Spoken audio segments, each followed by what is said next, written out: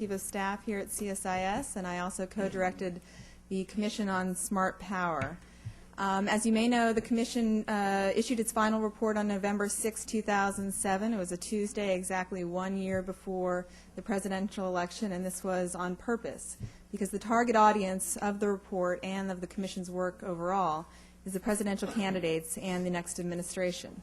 The report has been terrifically received, and we're grateful for that. You can find, we've run out of copies of the report, that's how popular it's been, but you can find copies on our CSIS website or on the Smart Power blog, which is csissmartpower.org. But CSIS, like our co-chairs, Commissioners Rich Armitage and Joe Nye, view the report as a starting point, not an end in itself, and that's why we have this ongoing speaker series to bring in prominent voices from different parts of the world and looking at different issues to continue to talk about smart power themes. Today we're delighted and honored to have Jeff Gedmin, President of Radio Free Europe, Radio Liberty, here to talk about the importance of international broadcasting as a critical facet of U.S. public diplomacy. Recent U.S. administrations have struggled to make public diplomacy an effective tool in their soft power toolbox. Especially in recent years, polls show that many people around the world dismiss U.S. government-led public diplomacy as propaganda. We must reverse this trend. It is dangerous for us all. Mr. Gedmin has taken on this critical task of reviving RFE-RL to not only help expand objective knowledge about the United States, but also to help strengthen civil societies around the world. RFE and RL, despite its name, broadcasts in 28 languages in some of the world's hotspots: Afghanistan, Iran, Pakistan, Russia, and even Iran. Despite competition, it is a remarkable 67% market share in Afghanistan, a fact that I have just learned in preparing for this event, and which I find remarkable and quite an achievement. The organization has a critical mission, but faces both enormous opportunities and challenges, and we look forward to hearing from Mr. Gedmin about his vision for reviving the organization and, in the process, reinvigorating this critical component of U.S. public diplomacy. Done right, international broadcasting and public diplomacy can and must be a critical part of American smart power. You have his biographical information, so I won't go into detail there. I'll now turn it over to Mr. Gedmin, who will give opening remarks and then be available to take questions from the audience. Thank you.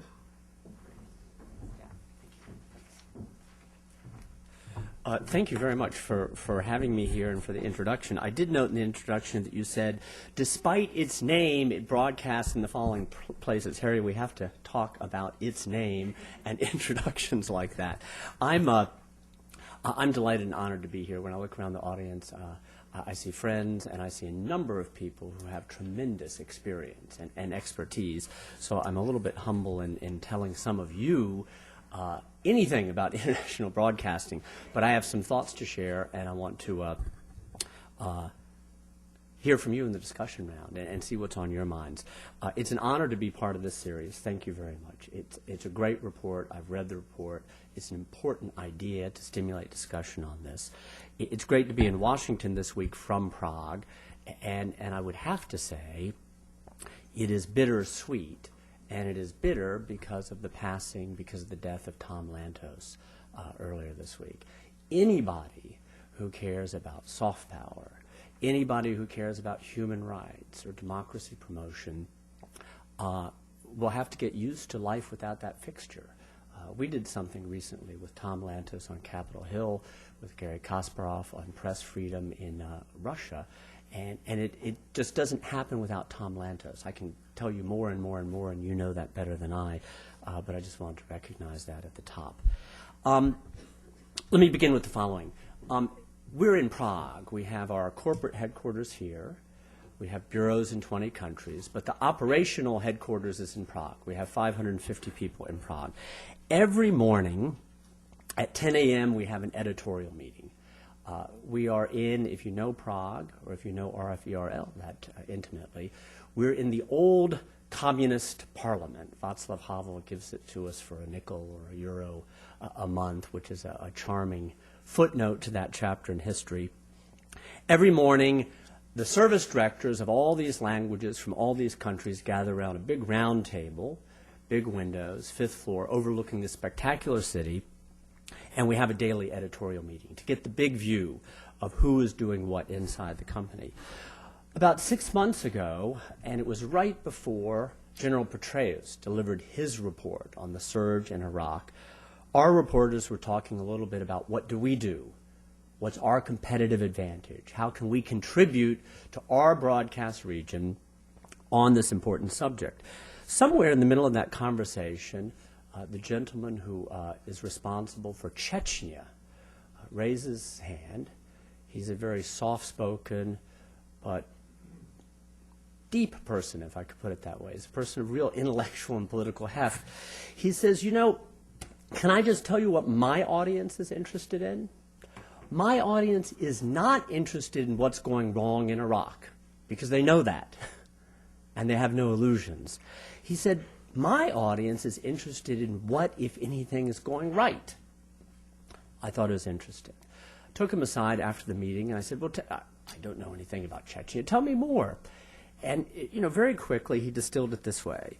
He said, you know, for me and my service and my audience, the principal thing that we deliver is not journalism, accuracy, objectivity, truth. We do all that.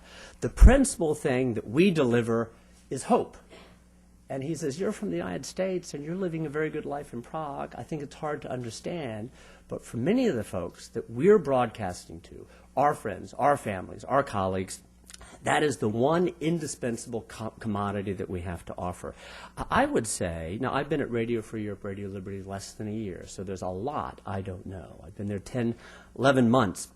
But I would tell you that there are two things that have impressed me and that I've learned above anything else. Number one, exactly that fact, that we're in the journalism business, the accuracy business, the objectivity business, the information business, the commentary business, but the value that's difficult to talk about or quantify of giving hope through these services to literally millions of people, about 30 million people in our broadcast area. The second thing that I've learned, which has humbled me terribly, is the incredible risk that our journalists take to do what they do.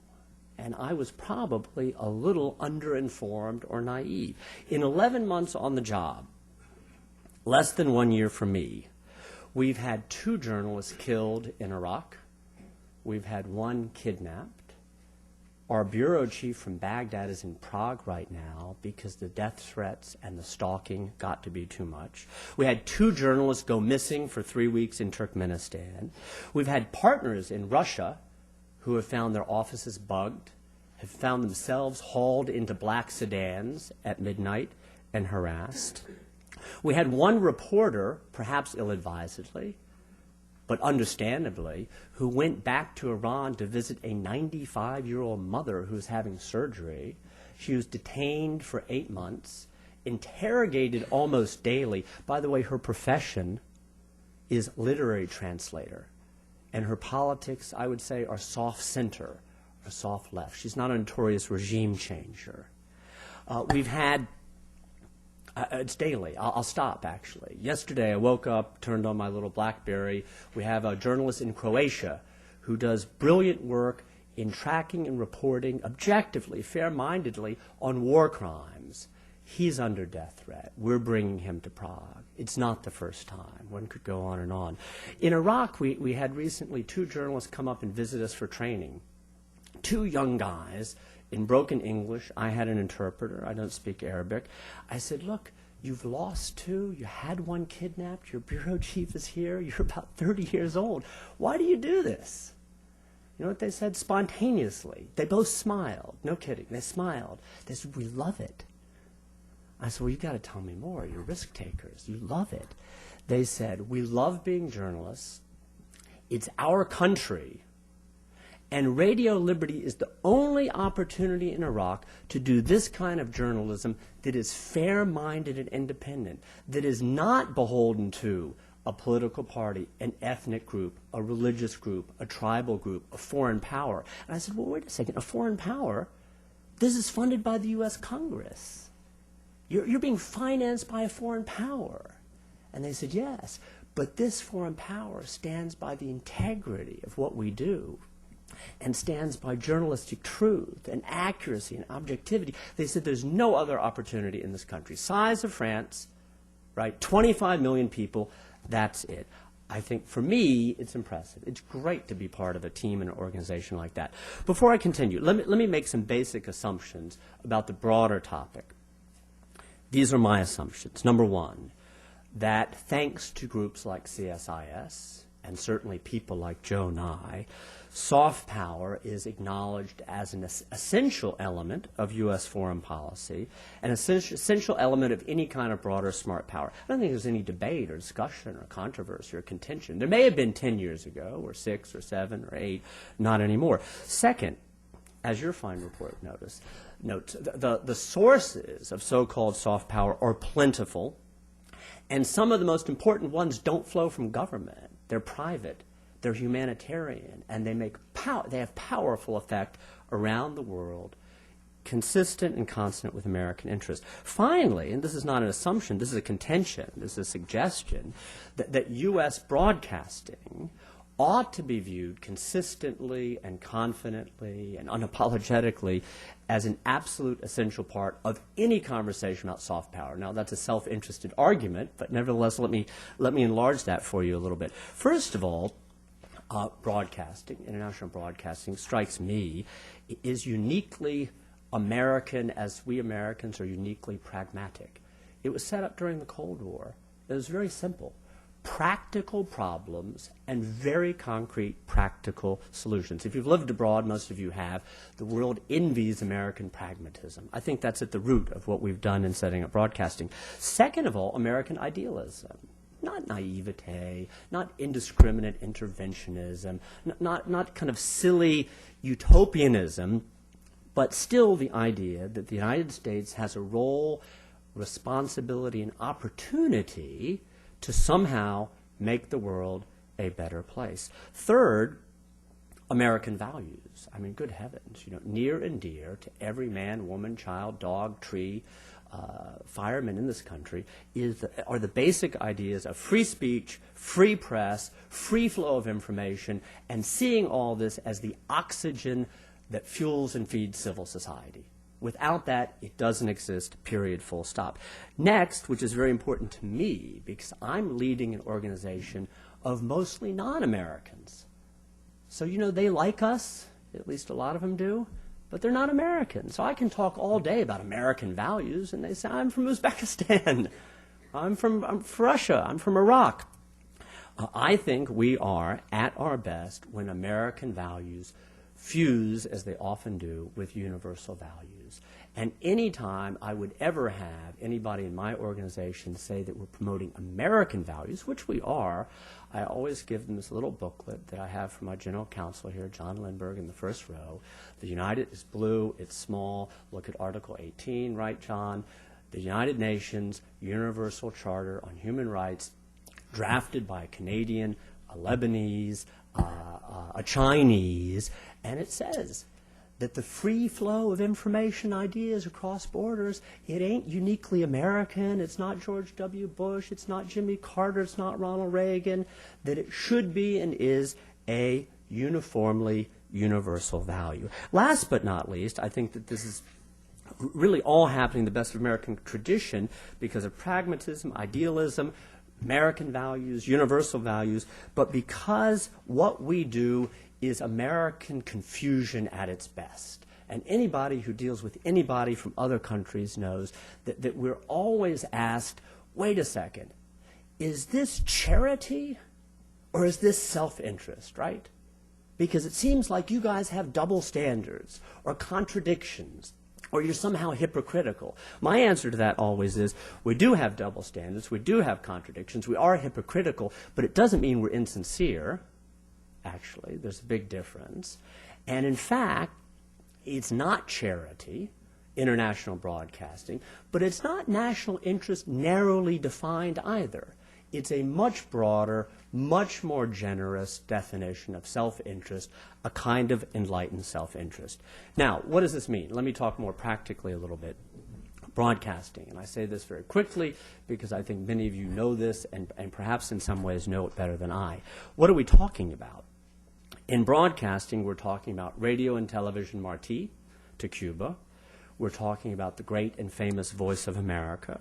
We're talking about Radio Free Asia that covers countries like North Korea and China and Burma. We're talking about Al Hurra Television and Radio Sawa that reaches the Middle East. And we're talking about my group, Radio Free Europe, Radio Liberty.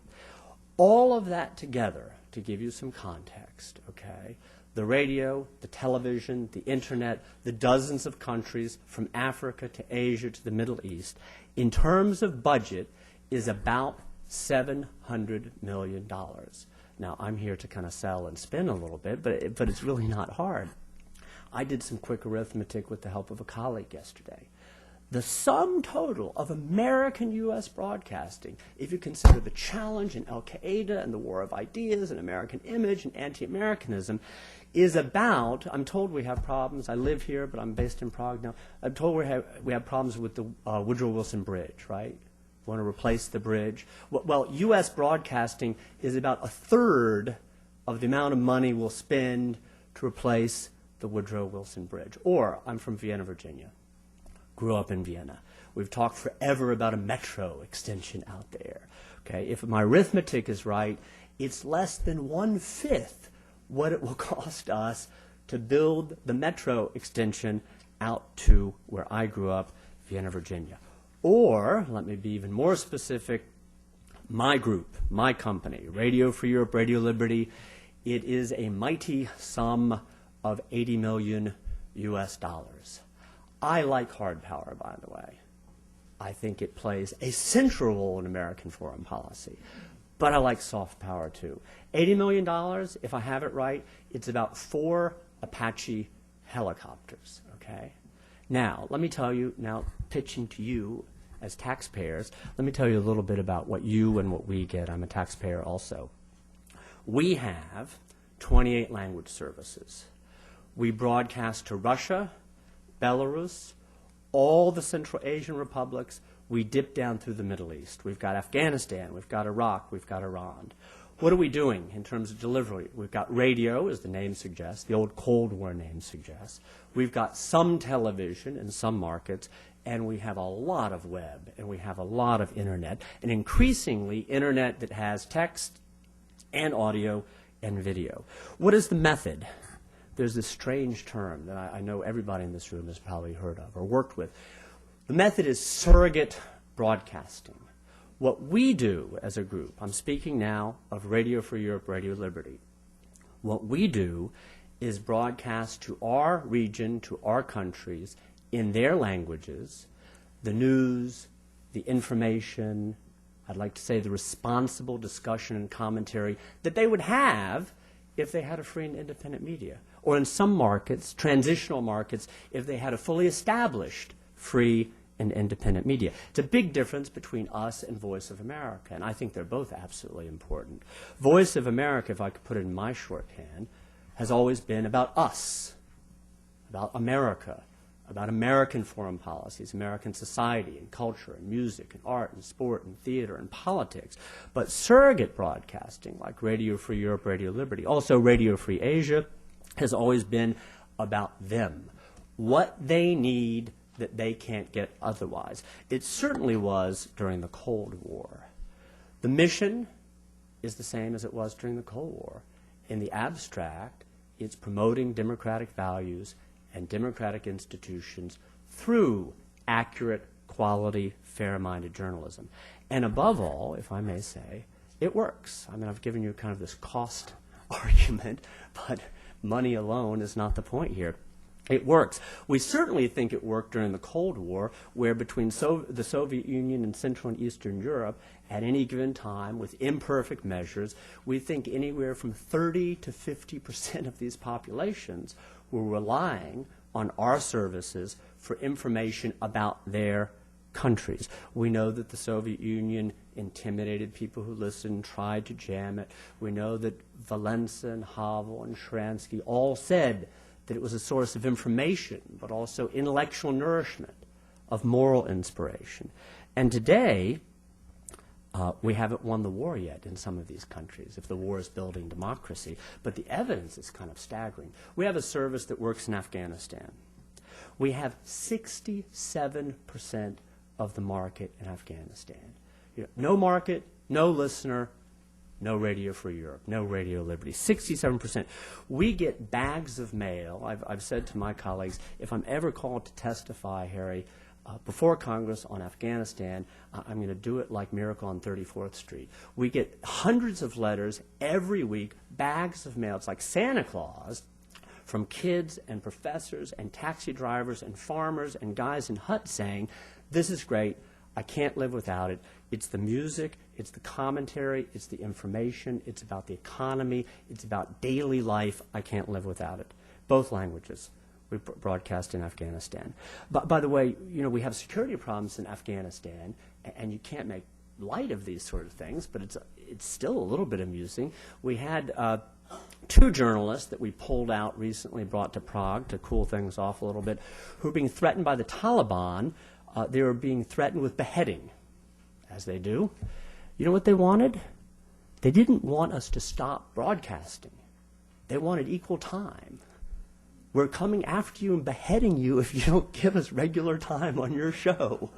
Well, we must be reaching somebody. We must be having some effect. The smaller countries can be hard to measure. You can measure it in different ways. In Belarus, we have a poor, underdeveloped delivery system. You have Europe's last dictatorship. They block the internet. We can't have a bureau there. They go after our journalists. But good heavens, do our Belarusians have fun. They do a game called Reporter for a Day. If in Minsk there's a demonstration, they get the word out, get your cell phone, your little camera, take a picture, send it in, it's on our web in real time and reaching hundreds of thousands of people. Or they do Editor for a Day recently. All the things that we take for granted, very simple things. Example, they invited the wife of a dissident, a jailed dissident, to be editor for a day. She said, great. So she planned a program. It was on the radio. It was on the internet. You know what she wanted to talk about? Something important to her, a personal experience, breast cancer. Okay. But she said there's no outlet here. You may have dozens of programs and books and self-help and therapy and doctors and discussion and debate. Not here. We don't have an outlet to talk about those kind of health problems. They did a brilliant job. Sometimes the market test, as I've already suggested, can be real but quite grim. Voice of America had a reporter that shared working with us as a freelancer, a young guy, 26 years old, named Saipov. All he did was human rights. He was an ethnic Uzbek, okay, and doing work in Kyrgyzstan. And before Christmas, shot point blank, killed, leaving a widow, leaving a baby. He was just a human rights reporter. Not a great and famous dissident, not a regime changer, no mischievous activity beyond basic reporting. By all accounts, it was the Uzbek security services that ordered and carried out the hit with the full cooperation green light of the Kyrgyz security services. It's a terrible thing to say, but I say it. It means we're reaching people, and the people who want to cut off this oxygen from civil society, they know it. They're afraid of it. They react to it. Let me tell you in conclusion, the organization works because it has journalistic independence, but it also has sensible and wise political oversight. The organization works just as the other entities in U.S. broadcasting works. There's a board. It's called the BBG. These broadcast governors are 9 in total. It's bipartisan. They are appointed by the President of the United States. They are confirmed by the Senate. And in the case of our entity, Radio Free Europe, Radio Liberty, each one may have a different mission, each one may have a different tradition or different culture, but in our case, apart from support, representation, wise counsel, their job is supposed to protect our journalistic independence so that neither the State Department, nor the White House, nor the Pentagon, nor anybody can come in and say, kill that interview, run this program, steer this left, turn it right. It's a fantastic idea, actually. It's a fantastic idea. Finally, how does this kind of line up in broader ways with U.S. foreign policy? I'll give you a thought. Take two of our bigger, more important countries, Russia and Iran. They're both tough markets for us. In the case of Russia, we depend heavily on partners called affiliates on the ground to get our programming out. 3 years ago, we had 26. Today, we have 6. Okay? And what Vladimir Putin and his associates do, the same thing they're doing with their own broadcasting and own journalists and the NGO community, many of whom are represented in this room, they tend not to use the old brazen tactics of the Soviet Union. They tend to use their own soft power. They send the health inspector to an office. They find a piece of cheese that's been left out for 2 hours too long. That's a fine. They send the fire inspector. He didn't find anything. Want to be safe? Send him again. Send him again. Send him a 4th time. We've lost affiliates. Putin himself the Kremlin, I should say, itself is devising terribly shrewd internet strategies, anticipating he who gets kicked off, he who can't go into television, he who can't or can no longer operate in radio will consider internet as a primary platform. Kremlin itself is developing ingenious internet strategies, according to the adage, if you can't beat them, join them. They're financing directly and indirectly dozens of groups to populate and overpopulate the landscape for the following purpose. As my colleague, a terrific analyst, Daniel Kimmage, puts it, they're trying to create the illusion of choice. There is choice. You want sports? You want music? You want women's magazines? You want travel? You want cuisine? You got it all. It's not the Soviet Union. It's not a monopoly. But when it comes to the political idea of freedom, liberalism, democracy, that's not on the menu. That's not what they're providing. And for us who want to provide it, becomes increasingly difficult. I think in a moment in Russia, where 70-some% apparently are fond of Mr. Putin, you have to think carefully how deep that is. You have to think carefully how wide that is. And for us in our business, you have to think about the 28 or 30 or 32% who are not in love with Putinism, who are not in love with authoritarianism, increasingly have no place to go. Think about Iran for a second. In the case of Iran, they block our internet, they jam our signals, even we don't have a bureau inside the country, of course. Even still, as best we can tell, imperfect, incomplete, polling, focus groups in Dubai and Istanbul, we reach about 13.5% of the population. We hit nerves with good journalism about terrific stories that Iranians can't access otherwise. I'll give you 2 examples. This summer, there was fuel rationing in Iran. It was an underreported issue in Ahmadinejad's Iran. Well, we could activate informally and discreetly people on the ground inside the country who could do these simple things we take for granted, like grab a microphone and go to a gas line and say, what are you doing? What do you think? What's your impression? Who should be blamed for this? Do you have a problem with this? One fellow said to one of our reporters, I've been waiting 5 hours for gasoline for my car, and this government is sending my tax money to Hezbollah? Sounds like an American, actually. We did another story. This is about 4 months ago on dog prisons. Dog prisons. The clerics were insisting that the police in Tehran, this not being consistent with their vision and version of Islamic law, go after pet owners in public parks, bust the kids, and take away the dogs. Now, we reported that the police were not very happy about this, and it was a pretty important social fissure. We also reported that a lot of Iranians in Tehran thought that that was absolutely crazy. We reported on it. We got it on the radio. We interviewed people. We put it on the web. We got European press to pick it up that played back in Iran. Now, I can't prove cause and effect, but they rescinded the decree. They stopped going after these kids and their dogs. It hit a nerve.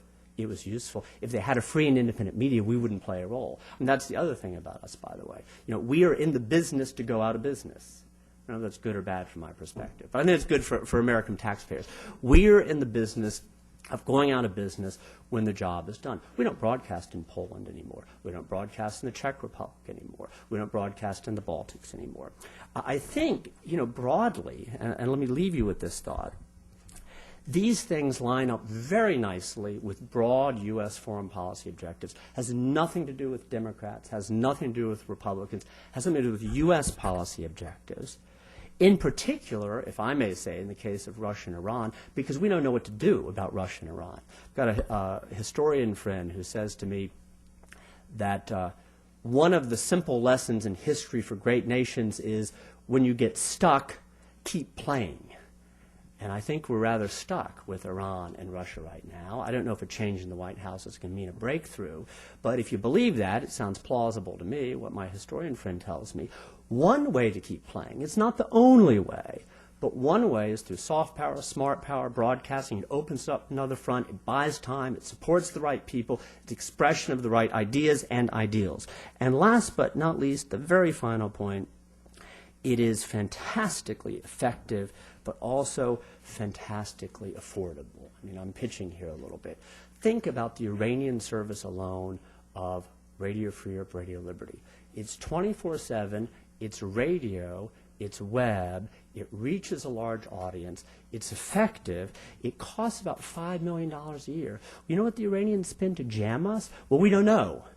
But we figure it's at least $6 million and maybe as much as 26 million. So I realize that's self-indulgent to say. I realize that's promoting my own group, but it does seem to me there's a pretty good case to be made that it is soft power, it is very smart, it is very cost efficient, and above all, it seems to me pretty bloody effective. So let me stop with that. And as I said, because of the wealth of expertise in the room, I'm very eager to hear from you about this or anything related. So thank you. I'll sit over here.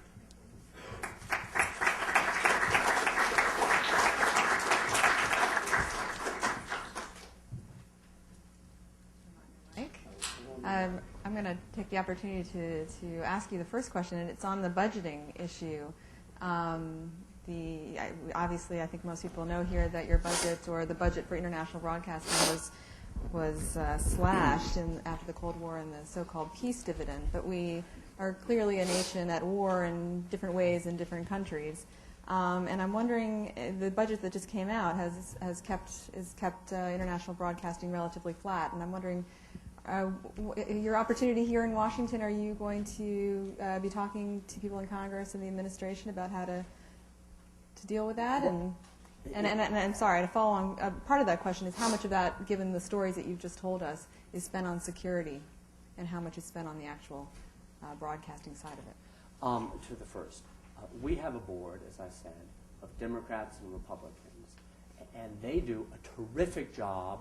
And I'm speaking for myself. These are, not for anybody or any institution. They do a terrific job under very difficult circumstances because the budgetary environment is just bloody tough. Okay, it is their job, supported by the heads of these entities, to inform, to educate, paint the right picture, and I think we do that. The trouble is this flat budget thing, again, my view, we made a mistake and we haven't corrected the mistake. I mean, my budget, Radio Free Europe, Radio Liberty's budget at the end of the Cold War was about $250, and slashed to about 70-something. And of course you understand the logic. I mean, good heavens, that's the great thing about this country. The Cold War is over. People don't want new wars, cold or hot. And there's nothing wrong with saying, now it's time to take care of roads and hospitals and schools and healthcare. I mean, the logic is very decent and very honorable and typically American short-sighted, if I may say. And I think that if Americans could understand more about the value that the United States must play in this informational game. Don't play, you lose. Play okay, you're in the game. Play well, and you have a chance. I mean, Al Jazeera, that's triple my budget. Good heavens. I mean, they figured something out, okay? So first of all, I understand it, but there's a tradition to this. I think it's short-sighted. I think, I was in Prague getting settled last spring, early summer. I was sitting in a cafe. There were 3 couples. This is my naive take on these things. You can say it's more complicated, but I think there's some truth to this. 3 couples from Memphis. They're about 60 years old. They're on holiday. This is last May. And we realized I'm from the United States. They're from the United States. I was there with a friend. And they said, what do you do? And I said, well, Radio Free Europe, Radio Liberty. And they said, well, they're a lawyer and a teacher, and, well, we've heard of that, but remind us what that is. Maybe they're being polite, I tell them what that is. They're not foreign affairs experts. Maybe they're just being kind to me. Okay, it's at a cafe in Prague. They said, good heavens, that sounds great. Worth every penny of our taxpayer money. I think it's a pretty good case to make. And I think as the United States realizes that 9/11 was not a blip, it's not temporary, the challenges are bigger, they're longer term, maybe we can gin up more interest. The second question was? There are security concerns, and how much of the budget actually has to now go for security to protect well, for journalists. us, we're talking to our board, and our board has been brilliant in getting more support for security. The trick is it's not just a money issue, and I'll just be very blunt. Give you an example. The better, Jackson Deal is here, he's been one of my informal advisors on Iran. The better we do on Iran, the harder it is for our journalists. Let me just give you concrete examples. And now it's a trend, and now it's not uncommon, and money alone won't solve the problem. I've got 43 Iranians working for me in Prague. They're monarchists and left-wing social democrats, and they're poets and professors and broadcasters, and they're 22 years old and 7 years old. But they all think that mullah rule is illiberal and not worthy of a great nation like Iran. They all feel that way. And what happens? It's happened 3 times in the last 6 months. A journalist of ours in Prague gets a notice from an Iranian court that he must come home and face charges of, it's kind of a rewriting of the old Soviet law, things like slandering the supreme leader or acting against national security. They're just reporters, okay? They're just doing informational work. And so what happens? The reporter will say, well, I'm not naive, I'm not going back. And so then the court will send him a notice saying, okay, we would like $50,000 U.S. bail. And the reporter said, well, I'm not doing that. And then the court will say, okay, your aunt's house will do nicely. The list of tricks that they have is seemingly endless. So to answer your question, yes, we need more money. Yes, we're getting more money for that. And yes, money is part of the solution. But the trouble is, as I said in my remarks, my prepared remarks, as we do better with soft power, the autocrats do better with soft power too. They don't just come after you with a baseball bat. They come after you in a range of insidious and effective ways, insidious and effective ways. Thank you. We're going to open it up. We've got microphones. If you could please just say your name and your affiliation. I'll start up right here in front. My name is Human Saysan from Radio Farda, actually. You talked about surrogates, radio, and media. In case of Iran, because of not having political relationship and all that during the last 30 years, we have hard time finding reporters inside Iran. And because of that, how can we get to a real surrogates, radio or any other type of media? What can we go about that challenge? Well, it's because you're my colleague and you're in the trenches and you know this better than I, it's bloody hard.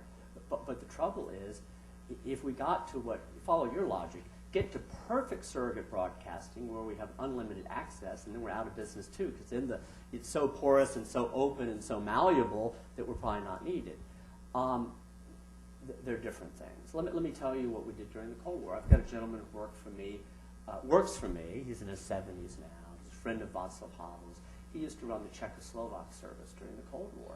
Well, they didn't have people formally on the ground in the Czechoslovak Socialist Republic, but they had a reasonably well-developed network of people who passed information, verified information, tipped on stories, and gave ideas.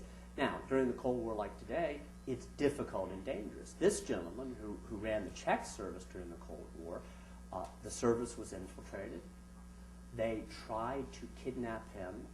They tried to kidnap his 10-year-old son. He told me, this was a couple months ago over coffee, he said, they argued, the secret police files revealed, that I had an invaluable source in Prague in the Central Committee, and that's why they wanted to kidnap my 10-year-old son. And then he smiled and he said, we did. It was a great source. It was utterly reliable year after year after year. So to answer your question, it is a pretty significant detriment. And you and your colleagues, that you don't have a well-developed network, or the network that does exist informally is constantly endangered or threatened or intimidated, hampers what we can do. Because again, you know better than I, Iranians don't want news from Prague. That's the implication of your question. They don't want news from Washington. They want news about their own country with absolute reliability and authenticity. So we are doing the best we can. We'd like to develop the network, but it is difficult and dangerous. Up here in front. So, mic coming. Thanks. Rima Marhi, I'm a research fellow at the Middle East Institute. I'm Lebanese. I've lived 10 years in the Middle East, and I'm sorry to tell you, but I've never used Al-Hurra, and I'm not sure I even heard about it, but I have frequently used Jazeera and Arabiya. I'm wondering, to what extent do you think that you have an audience in the Middle East, and how can you sell soft power in a region where, on the ground, hard power, U.S. hard power dominates? Next question. To the latter, it's your neighborhood, not mine, and that's a vexing problem because hard power, is central. And by the way, American hard power is central too. We did remove Saddam Hussein from power. The Libyans did give up the nuclear program, and if you infer from the NIE, and the Iranians actually did halt work on their nuclear program, Iraq's invasion may have something to do with that. So we know hard power. We do hard power. Look, first of all, I don't represent Al-Hurra per se, so I have a different entity, and so I'm talking for colleagues. That's not fair. Al-Hurra is new, okay? Al-Hurra is external. Al-Hurra is underfunded in terms of what Al Jazeera can do, and Al Jazeera has cornered the market in a very powerful and effective way. Now, does that mean that we have no numbers or no anecdotal evidence that Al-Hurra is doing nothing? No, I don't think that's true. But if you're saying Al Jazeera is the dominant force, it's definitely the dominant force. And there may be others better qualified to talk to me about how you increase the value and the reach of American broadcasting in the Middle East. But it's tough. It's tough. Very tough market. The lady back there. Hi, I'm Mindy Reiser, a sociologist and a writer. I'm curious in terms of our fellow developed countries, what kind of efforts they're doing. We've talked about Al Jazeera, some of the indigenous broadcasting programs and projects in different parts of the world. But what about UK? What about Germany? What about Japan? What are they doing? And are they doing a good job? Are we really unique in what we're up to in terms of the developed countries? Well, are we really unique? I'd say no. I mean, first, before broadcasting, think about the NGO world. We have the great National Endowment for Democracy, we have the great Freedom House, we have to thank some of whom are represented here.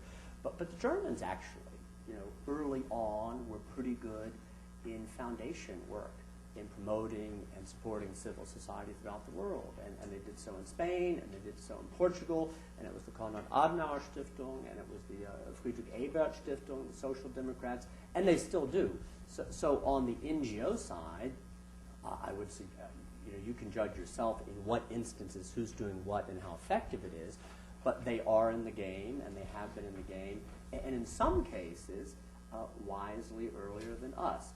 In broadcasting, it's a little bit different. There's Deutsche Welle, for example. There's BBC. Now, this is a completely self-serving remark, but I'm going to make it to you anyway because it's my chance to be a little self-serving for the next few minutes. Our Iranian, who was detained, the one who was visiting her 95-year-old mother, the interrogator, before they parted in Tehran, they released her after I'm sorry, I can't see you over there. They said to her, if you must go back to your current station, it's called Radio Farda tomorrow, it's our service. If you must go back there, the interrogator said to her, you should really report only on light international news, but nothing domestic. And then the second thing they said to her is, but anyway, why don't you go get a job with Deutsche Welle or BBC? So, those are fine services with fine people and fine missions, but I, of course, took it as a compliment. We must have a little bit of better handle on the pulse of things in some way. We are probably a bit compared to those services. Well, let's be specific. Look at the BBC Iran. They broadcast in Persian about 6.5 hours a day. Our mission is to promote democratic values and institutions. You can argue what that means in the practical, but that's what we're about doing. That's not the mission of BBC Persian. If you look at their mission statement, in the words of their general director, they say, our job in Persian is to inform Iranians about world news and the important role Iran plays in the region. And I can't prove this to you, but I bet you that if we're doing about 80% domestic and 20% international, that you're nodding, they're doing about the opposite. In the back, sir? Gregory Ho from Radio Free Asia. I want to turn the focus from Europe to Asia, since we are dealing with another big brother, China, which is obviously more powerful than Europe, than Russia, since they are adopting the so-called the illusion of choice in China. They have so many of a variety of entertainment news, whatever indecency you can find, even on the internet. So this year, since we have some self-interest here, the BBG is going to sack a tenth of the Tibetan service and the Cantonese. So, when we are dealing with China, an even bigger brother than Russia, and after in this post-Cold War era, and the U.S. is going to build a so-called strategical partnership with China. So, what can we do as, to bring information to China? How can we deal with an even bigger brother than Russia, since China is so strong? We have no way in bringing information, penetrate into the different regions like Xinjiang, Tibet, and even in the Guangdong area. That's why the BBC said, okay, even the BBC, the BBC have said is some of their Chinese service. So why should the U.S. keep still the Mandarin, the Cantonese service, which is it will annoy the Chinese government. It's not healthy in establishing the so-called strategical relationship, the partnership with China. So do you agree with the kind of cutting back the Tibetan and sacking the whole Cantonese? Since China is much bigger, it's more powerful. It's Boy, I hope more there are no powerful. Russians in this audience. You're going to hurt somebody's feelings. You said that about 3 times now. Let me take the part of the question that maybe I can try to answer and leave the rest for others, because I'm not a China expert. I'm not the president of Radio Free Asia, and you've got a great service there, and Lydia Liu is a great president. I think, let me tell you what I think. I'll answer what I want to answer, and you'll see if it fits your question. First of all, we have an interest doing what we're doing because we're not Deutsche Welle, we're not BBC, we're not the others, and we have an interest in making sure that what we do as broadcast entities is consistent and consonant with American interests. That's number one. Number two, I take your point that the Chinese are playing the Russian game. Maybe the Russians are playing the Chinese game. And I don't know what to say about that, because I think we'd all agree in this room, retreat is not an option, but they are getting ruthlessly sophisticated. I think also in China, the NGO scene, there's been in recent years, as my understanding, a proliferation of NGOs, environmental, you name it, but not political NGOs that challenge the monopoly of the Communist Party. There is a parallel to Russia. But what do? You don't duck and retreat. You have to figure out, if they're clever and they have measures, we have to come up with countermeasures. The last point, if I understood you correctly, with Russia and China, we do have a dilemma, right? But this is the walking and chewing gum at the same time. Or this is the accepting the dissonance and hypocrisy but moving ahead. The United States does have strategic relationships with these countries, and the United States will most obviously not suddenly transform itself into Amnesty International, a great institution, by the way. But we have trade relations. We have hard security relations. We have interconnectivity in economic and banking and through other allies, including in Europe. There are, in some instances, important areas of cooperation in the war on terror. So no one, Democrat, Republican, Barack Obama, this Bush or the other Bush, is going to tear all that up and say, let's go on a great human rights crusade, let's take the Pentagon budget and give it to international broadcasting. So there's going to be balancing, there's going to be contradiction, but I think, again, as I said in my notes, That's the contradiction that we Americans are best at. I mean, no one can do that contradiction like we can. Ronald Reagan did that, right? Ronald Reagan did not break bilateral ties with the Soviet Union. Ronald Reagan did not say, I'm not going to talk to Gorbachev. He did not stand up people at the summits. He said, we're going to negotiate, talk, dialogue, all those things, and in a vigorous, robust, parallel track. We're going to do human rights. We're going to insist on Helsinki. I'm going to meet with students in Moscow. And we're going to push. Everybody said, you can't do what? You got to pick one. No, you can do both. And it's untidy and a little bit chaotic or contradictory, but you can definitely do both. I think with Russia and China, we're in that area where we have to do both and live with the untidiness. We often find, although we're not an advocacy organization, we often find the CSIS website blocked in China and for a few days, and then it reappears, and we're so some of these things are a little bit of a mystery. Perfect but example. Other questions? I know I saw a lot of hands up here. This gentleman's been very patient. Thank you, Michael Allen from the Great National Endowment for Democracy. Thanks for the plug. You mentioned on the back of Dan Kimmich's, I agree, excellent analysis, the fact that the Kremlin is increasingly proactive in this field now, and I think this applies to the other authoritarian regimes as well, whether it's China projecting soft power through its Confucius institutes and development projects in Africa and so on, or for that matter, Iran funding Al-Manar as well as the TV station and so on. So the authoritarians are becoming much more sophisticated operationally, but also become much more sophisticated ideologically. Because, of course, if you look at the narratives, they're not against democracy. They are for their particular form of sovereign democracy in Russia or Islamic democracy in Iran. To what extent does the fact that this is now contested terrain, as it were, operationally and ideologically, how does that impact on the work that you do? Do you find that affects the way that you go after stories, affects your work in the field? I think it has impact, Michael. First of all, some of this is not new. The sovereign democracy, the managed democracy. I mean, the funny thing, I'm stating the obvious, the democracy thing has been around for decades now. I mean, the worst dictatorships in the world for years have felt utterly obligated to, the more people's republic and democratic in it, probably the less democratic it is. But for years and decades, no one's wanted to stand up and say, well, we advocate dictatorship, and this is the dictatorship of so-and-so. No, it's the People's Republic of German Democratic Republic and so forth. So that they're inventing new terms or collocations like managed democracy, sovereign democracy, nothing new variation on theme. Here's what I think. Some of you probably know Lauren Craner, who's the president of the International Public Institute, former Assistant Secretary of State for Human Rights. He had a nice formulation for this.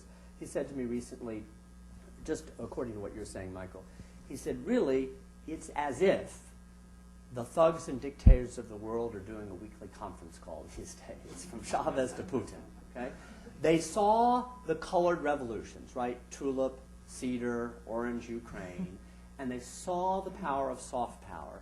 NGOs, civil society, human rights, information technology, iPods, emails. They saw that the Slovaks who dumped Mečiar were helping the Serbs dump Milosevic, and then both of those are working with the Belarusians to dump theirs. I mean, it's true, actually. It's a fantastic, vibrant, natural, spontaneous, organic network.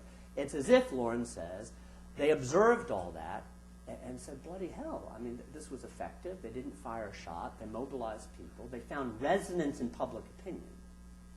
That's important. And now we need countermeasures. We need to compare notes. In that court of public opinion, we can always send in tanks, and we can torture people, we can send people to Siberia, which Putin still does. Okay? Hasn't given up on everything. He's eclectic. Okay? They still do that. He's pragmatic, I guess you would say. But it's as if they said, but boy, we're going to get a lot more done through very shrewd, sophisticated application of our own soft power techniques.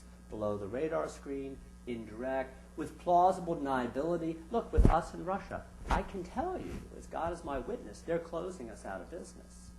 And I can get a Russian representative here from the embassy, I'm certain, who would be well prepared and briefed and say, well, Mr. Gedmin, in your license agreement, signed on October 1st, 1998, if you look at page 75, and we told you 3 times that you must dot this I, but you crossed the I, you didn't dot the I, and we believe in rule of law. Don't you believe in rule of law? Okay? So, what do we have to do? Diane Zeleny, my colleague, just convened a terrific, I'm flattering everybody here, a terrific conference with Freedom House, Ellen Bork, and others about 4 weeks ago on the soft power techniques of authoritarian regimes going after NGOs, going after civil society, going after broadcasting, and what can we learn? Because if they learn from the last round, we have to learn too. And it's a moving target. It's an important subject. Thank you. Sir, in the corner? Sorry, you can't. Could you stand up so... I'll stand up. Oh, thank you. I'm Lou Simons. I'm writing a book on the rise of Islamic fundamentalism, specifically in Southeast Asia. I was interested, if I got you right, I think you said that what you're doing is essentially what you did during the Cold War. In my own reporting, it's obvious that Muslims all over the world are very suspect of this administration and its foreign policy in general, specifically in the Middle East.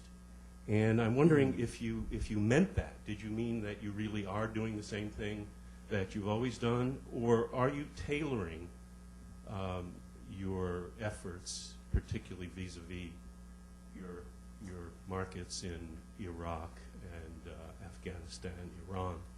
And if so, if you could give us some sense of how.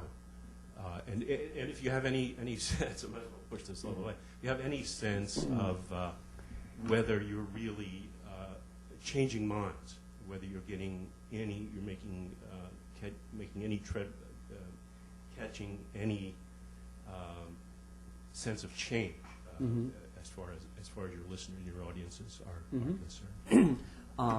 That's a great question. The trick, this is my view, but I'm confident about my view, so I'm going to share it with you. My view, and I don't think this is different than Cold War, the trick of surrogate broadcasting is you have to have fine journalists and fine journalistic leadership who know these countries and know these languages. I mean, I don't know the 28 languages. And we've got a terrific management team. Between us, we know a couple or a few. That's no different than the Cold War. Okay? We've got to have terrific journalists with terrific journalistic leadership. You have to make sure that they understand the basic moral compass and basic political and intellectual compass. And then you have to create space for them to find their own language, to speak to their own people in their own country. Because the voice of Jeff Gedmin, or the voice of President Bush or President Clinton or President whomever, is not the voice that's going to resonate or make the case. It has to be, and there has to be space for this. And there's risk in that. I mean, remember, I'm being very direct with you. Remember with these services, let me step back from the Cold War. It's worth a quick digression. Because we won the Cold War and it's uniformly believed broadcasting played a role, all the details seem unimportant now. Read Arch Puddington's terrific book on the history of Radio Free Europe, Radio Liberty. Good God, what a mess. Okay? What great services and magnificent leadership, and what a mess. The Russian service, the Soviet service, filled with spies, anti-Semites, nationalists who hated communism but didn't exactly love democracy, and were a little ambivalent about the United States at times too. Tactical relationships, divisions, vanities, rivalries, left to right. It is inherent. It is the nature of immigrant broadcasting, so first of all. Second of all, with that very difficult puzzle, you still must give them space to talk to their own people in their own language. And third of all, you can't impose anything. It goes with point two. I'll give you an example. I'm kind of going out on a limb because I don't even know what the answer to my question is myself. We have pretty intense editorial meetings. I had Afghans, great service, reporting to me recently about a case in the Afghan press about a fellow accused of blasphemy sentenced to death. And good heavens, there the debate begins. Well, do we have a position on the death penalty, Radio Free Europe, Radio Liberty? The answer is no. Does the Afghan service, man for man and women for women, have positions and feelings about the death penalty? As I've learned quite evidently yes. And then on the subject of blasphemy, okay, they laid out a very rich argument to me on how terribly complicated this debate is, not arguing against what we stand for, unapologetically, transparency, due process, okay, legal representation.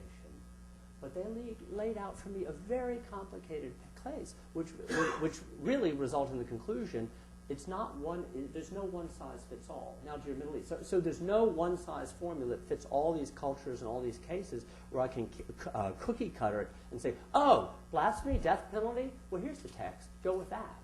Okay, it has to be a more nuanced approach without sacrificing the core principles, without sacrificing the fundamental tenets of the organization. Now, with the Middle East, you ask, are we successful? Gee, it's hard to measure. We poll as best we can. We do telephone polling. We do focus groups.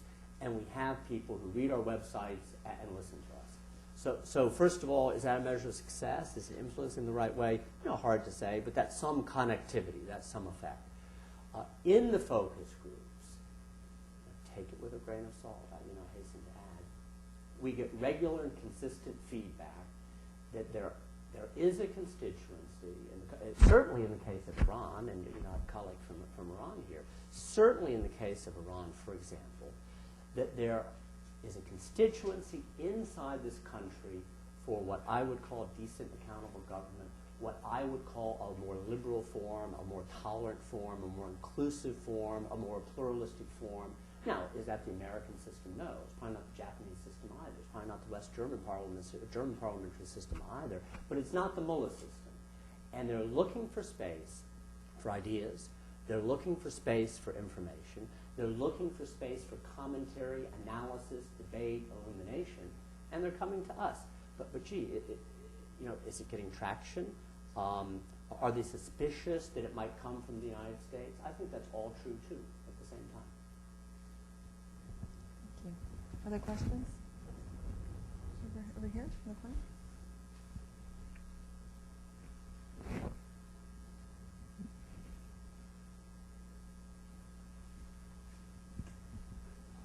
Hi, Innocenty Gregov. Since it's Valentine's Day, I feel an obligation to ask you a question about love. I'm curious to hear your thoughts on yesterday's lower backside kissing competition hosted by Mr. Putin in the form of a press conference that lasted 4 hours. How do we undermine those journalists who are willing to sit around and share a laugh with the person who is responsible for heavy persecution and prosecution of their colleagues? How do we do that? Where are you from? Krakow. Okay. I like the spirit of the question. I'm not sure I understood the question. The question is, how do we undermine the work of those journalists who are willing to sit around for 4 hours and Yeah, well, I don't know in that particular instance because I didn't follow that. But I'll tell you what we did. We're thinking a lot about our Russia services these days. We're thinking about when you don't have television, you don't have radio, and you have internet, what is the content and programming? I'll just give you an example. We went out and commissioned a bunch of fine papers by very interesting people on what we do and how we can improve it. Ann Applebaum from the Washington Post, and Anders Wembush from the Hudson Institute, and Paul Quinn Judge, who wrote for The Guardian and Time magazine. He's now with the International Crisis Group. One thing they all came up with is help create an alternative narrative, because there's an audience for an alternative narrative, and they're not getting it. Make it credible, make it honest, make it accurate, make it fair-minded, and let people know that the one thing they're getting on subject X from the monopolized media may have an alternative explanation or set of facts. So that's one thing you can do. I mean, look, you have to play in the game, and you have to keep chipping away. The commission report tries to be forward-looking and looking at what the next administration could do differently or rejigger some priorities. And I'm wondering what your view is, what should happen with USIA. I don't have a view. Okay. And for a variety of reasons, I'm not entering into that debate. Okay, I don't have a view. Are there any other questions? But it's a good debate. Okay. Questions in the back? I mean, I do have it. Okay, good. I'm glad. And I'm very wary of recreating USIA. And I'll tell you why. This, again, I'm master of stating the obvious. This is coming from someone who's not of the U.S. government. You know, we actually are a 501c3. We're a grantee of the federal government. We're funded by the Congress, but we have a certain measure of independence. I think, I'll put two propositions to you. Number one, good heavens, government, whether you reinstate USIA or not, must play a very important role in this ideas game, information game, war of ideas game, obviously, okay? And we have to keep retooling and refining and improving all the time, and that's your job, and you're doing a great job.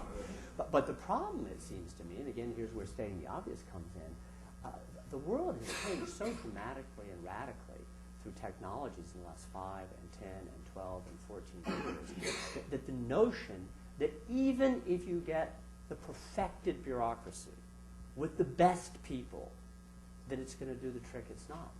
It's a faster game now. It's like going from college to pro basketball. The court shrinks, the guys are taller, and slam dunks aren't important anymore because they can all do it, okay? So it seems, I mean, look, I had a conversation once, as way of illustration, a couple years ago. Dan Coates, Indiana senator, ambassador to Germany. I was in Berlin. I was director of the Aspen Institute. Dan Coates said to me, you know, there's a piece on the front page above the fold on the Tagesspiegel of casualties in Iraq, trumpeting how many innocent people Americans have killed. The data is not right. The spin they're putting on it is terribly harmful and mischievous. And Dan Coates says, I need, as an ambassador, to rebut that immediately. I need a column in the paper the next day. And he says, but the State Department won't allow that. It's too slow and all these checks and balances. So then, as I understand, Diane, you can correct me, the State Department, Karen Hughes, and you work for Karen Hughes, comes along, corrects that, streamlines it, gives them much more latitude, you speed up the game. And so that's definitely important. You have to do that. You know, that's a victory. But it's a limited victory because the newspaper, gee, you know, before that paper even went to bed the night before, the blogosphere was on a tear, virally spreading like crazy. All I'm saying is, it's the Daniel Kimmage thing. If you've seen Kimmage's report on how the Sunni insurgents and Al-Qaeda use internet in Iraq, what do? They're not expensive, but they're small, they're nimble, they're fast, they're decentralized. They're fantastic when it comes to music, sound, imagery, symbols, and they're on a tear. They're on a tear. So, you know, reinvent government and get the right people. It's absolutely essential. Don't misunderstand me, but we better start thinking in creative and complementary ways outside of government because speed really does kill. And in this case, the best government institution in the world is just not going to keep up with that stuff. Not anymore. That leads me to my next question, and then I will have a final question here, because we do have you for a few more minutes, and we're going to keep you, which is about new technologies. And I liked your example from Belarus, where you have a citizen essentially giving a YouTube-type video. How else is your organization keeping up with new media and competing in the blogosphere, as you say, where other organizations are moving fast? Everything that everybody else knows and what they're doing. I mean, blogging is important to us, and of course, I think you know as well as I. It's not the blogging, it's the blogger. You know, there are ample numbers of blogs. It's not the blog, it's the blogger. Get a smart person with force of personality, with something to say, with passion, who can articulate things. He or she can develop a following. We do SMS messaging. We're hoping more and more as technologies develop in our countries that people will be able to download things, as they do already here on podcasts. I mean, anything and everything that gets it out there faster. I had a friend who came back from Iraq recently. He was in northern Iraq, in Kurdistan. He said to me, everywhere he went, bus stop, cafe, restaurant, office, everybody was using their cell phone, you know all this, for video content. He said they were watching two things, pornography, okay, and jihadist websites. That was what was in. That was what was cool. That's what people were talking about or laughing about, telling stories about. You have to be in that market. Thank you. And a final question from the gentleman right here. Thank you very much. My name is Shola Omoli. I'm with Chevron and I'm a Nigerian. In your about half an hour of presentation, you mentioned Africa just one time. And I asked your colleague here if you covered Africa, and he said no. I think it's within the rights of U.S. Congress and Radio Europe, Radio Liberty to determine its area of coverage. In town here, there's a lot of discussion is dominated by China, Middle East, geopolitics of Iran, Iraq, and all of that. And there is a controversy surrounding the creation of AFRICOM because for many, many years, that continent has been neglected, sidelined. But the fundamentalism that exists in the Middle East certainly exists in some countries in Africa, or it can be transported to some countries in Africa. Is there a reason why Africa is not covered by your radio station? Well, first of all, I like this man. First of all, Voice of America. There is, access or coverage of Africa. My group, Radio Free Europe, Radio Liberty, does not. Why? Well, history had us projecting to Cold War countries in the Soviet Union and Eastern Europe. It just was what it was by virtue of the fact that the Soviet Union was there, East Germany and the Soviet bloc was there, and Congress was interested in that part. I am personally interested. Now I've got a colleague here representing the board. Don't throw a sponge at me. But I happen to adore surrogate broadcasting. I adore Voice of America and the other missions too. They're complementary. They're mutually reinforcing. You can't live without one or the other. But I personally believe that there's a very compelling case for more surrogate broadcasting. And you said it best, including in your country, you know better than I. It's not just philanthropy. It's a strategic interest of the United States. And just to mention the one issue you brought up, when you think about Al-Qaeda and you think about the spread of Islamic extremism, it's not localized in the Middle East. We know that. And we know about Yemen, and we know about Somalia, and we know about your country a little bit. And so, I'm just telling you, with me, you're pushing on an open door. And if you want to give me your card, and we'll visit our board, and we'll stop by Congress, we're ready to do business. Thank you. Great. Well, I want to thank you so much. Everything you've talked about in the mission of your organization is very much in the spirit of the work of the Smart Power Commission and the ongoing work that CSIS is doing in this area. So we're really delighted and honored to have you here today. Thank you very much. Thank you. My pleasure. Thank you very much. Oh, that's great.